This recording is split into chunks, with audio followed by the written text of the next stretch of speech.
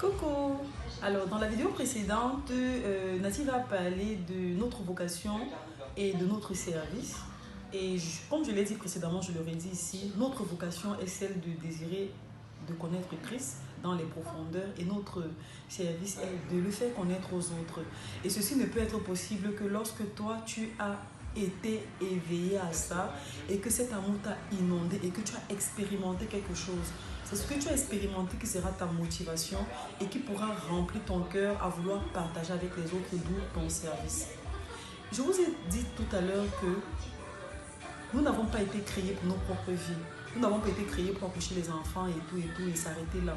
Non, nous avons été créés, appelés à quelque chose de plus grand, de plus fort. Alors je suis là aujourd'hui pour vous dire que un ministère ou alors un service n'est pas uniquement basé sur notre vie personnelle, notre famille, notre cercle d'influence. Non, mais c'est quelque chose de beaucoup plus grand qui a une portée tellement énorme qu'on ne saurait imaginer même. Donc, n'allons pas à l'église parce qu'on a peur, parce qu'on a un problème. Ne prions pas parce qu'on a un problème ou parce qu'on veut acquérir ou on attend quelque chose de Dieu. Mais nous devons le faire par amour. Je vous ai expliqué quelque chose. Je vous ai donné l'exemple d'une relation, un homme et une femme. Si tu es dans une relation avec un homme et que tu te rends compte que cet homme a besoin de toi, cet homme ne t'appelle que lorsqu'il a besoin de toi ou lorsqu'il veut profiter de quelque chose. Ou alors il se rend compte que derrière quelconque, cette relation n'aura aucun sens. Mais une relation basée sur la confiance, l'amour vis-à-vis de l'autre, nos vies sont mélangées, elles interagissent. Ce qui te concerne me concerne, ce qui me concerne te concerne, implique la responsabilité de chacun d'entre nous.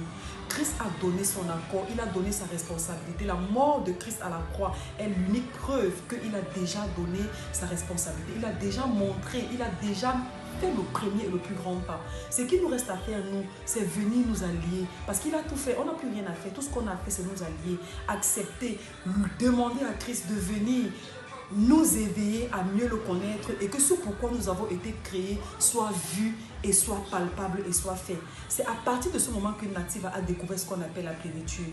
Je ne suis pas heureuse parce que j'ai quelque chose de spécifique. Hein? Non, je suis heureuse parce que j'ai Christ. C'est quelque chose de... Ouais, bon, je dirais c'est quelque chose de vraiment spécifique.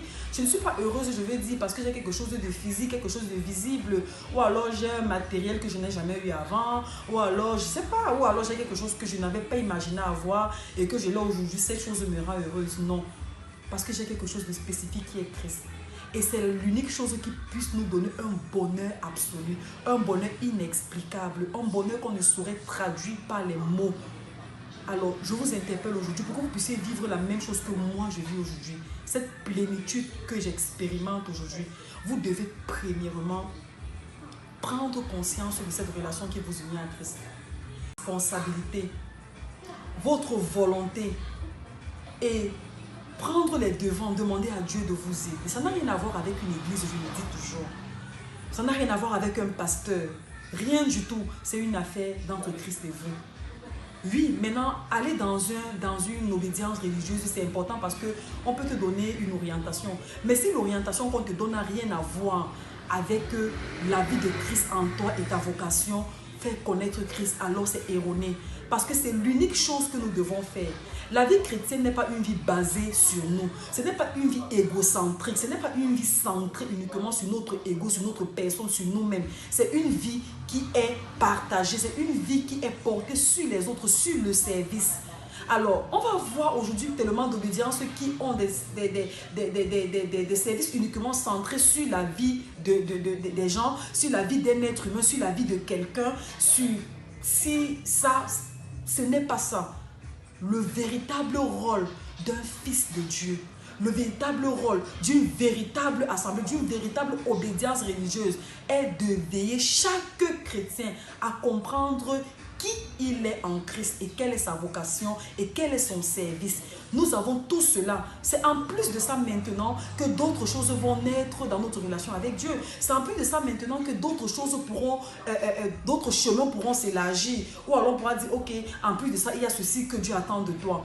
Mais la première chose sur laquelle Dieu nous attend tous, c'est qu'on soit qu'on s'élargir. Ou alors on pourra dire, ok, en plus de ça, il y a ceci que Dieu attend de toi. Mais la première chose sur laquelle Dieu nous attend tous, c'est qu'on soit conscient de notre vocation qui est celle de le chercher véritablement. Ensuite, qu'on puisse partager avec les autres ce que nous on a découvert en le cherchant. Oui, c'est ça que Christ attend de nous. Et partout où vous arriverez et qu'on parlera de Christ, s'il n'y a pas ces deux choses qui sont mises en exergue et qu'on parle uniquement de vos vies, de chasser les démons, de faire ci ou de faire ça, partez de là parce que ce n'est pas à cela que Christ vous attend. Ce n'est pas à ça que Christ vous attend. Lorsque Christ est mort sur la croix, il vous a donné sa vie. Il a partagé son existence avec vous.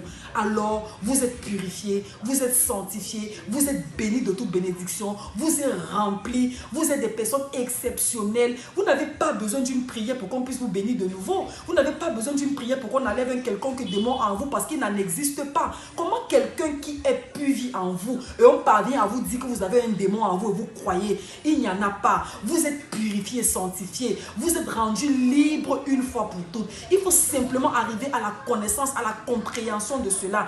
Une fois que vous allez comprendre qui vous êtes et qui est en vous, on ne pourra plus vous dire qu'il y a un démon, vous allez croire. On ne pourra plus vous dire que quelqu'un au village vous a attaché, vous allez croire. Parce que c'est inadmissible, on ne peut pas le faire.